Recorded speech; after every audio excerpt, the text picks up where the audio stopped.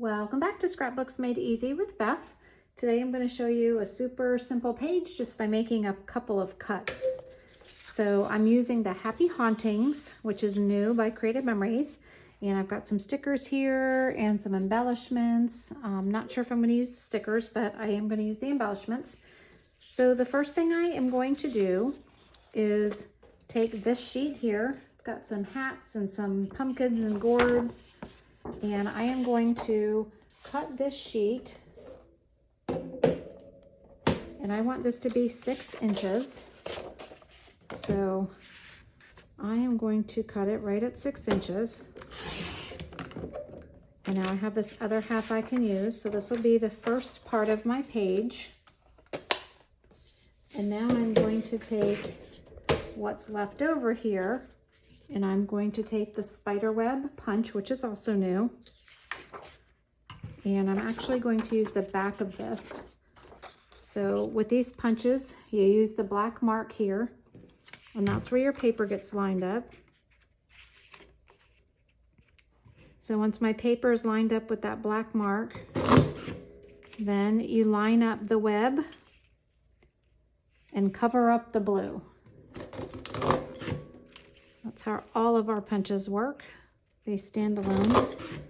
So I'm going to go all the way down the page because I want this to be 12 inches.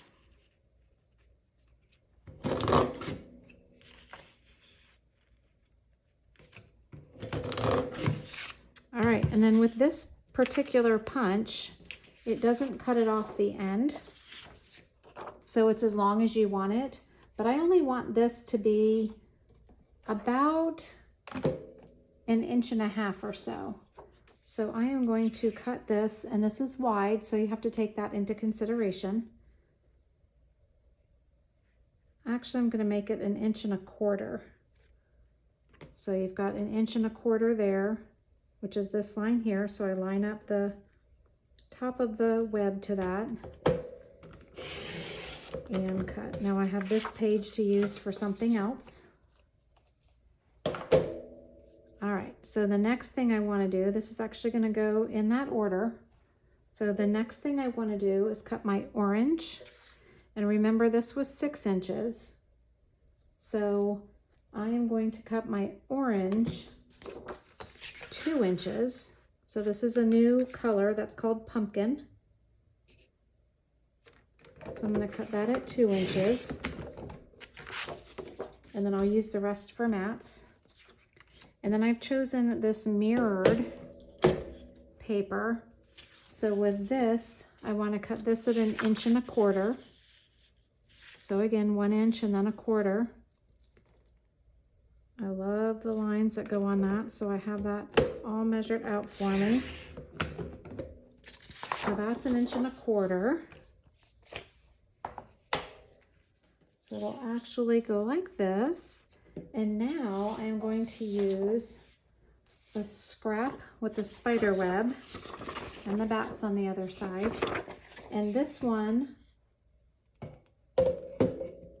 well, you know what? I'm just going to lay this one down. It'll make it easier to show.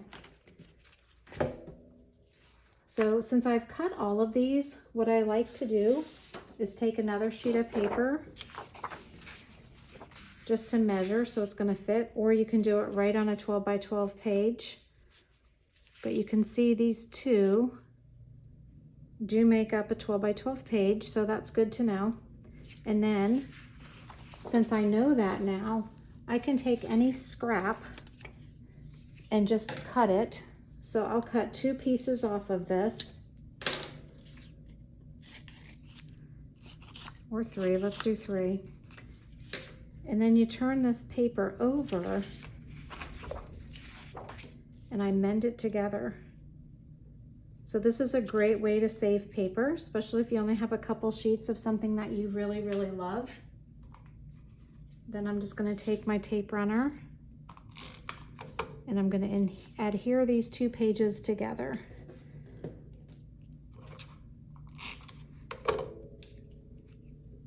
And once it's down on your page or in your album, you will never know that you mended those together. So I've mended them together now. And now I have my paper to continue making my creation. So I have this there now. So I'm going to now put down my pumpkin. Yes, I turned it over even though it's the same side, same color. We probably all do that and laugh at it. And then I'm going to take my mirrored paper and I'm going to do the same thing here. And now I want to put my border that I cut. Again, if you haven't played with the repositionable tape runner, ooh, maybe that side looks better. Let's see. Do we like that?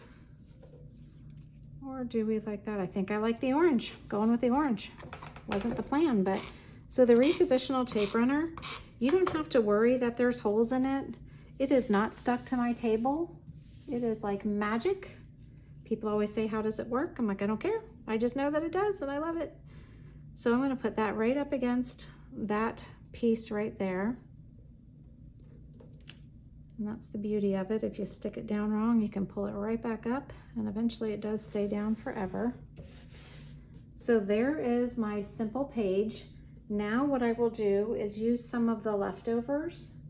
So I had this here, or even this.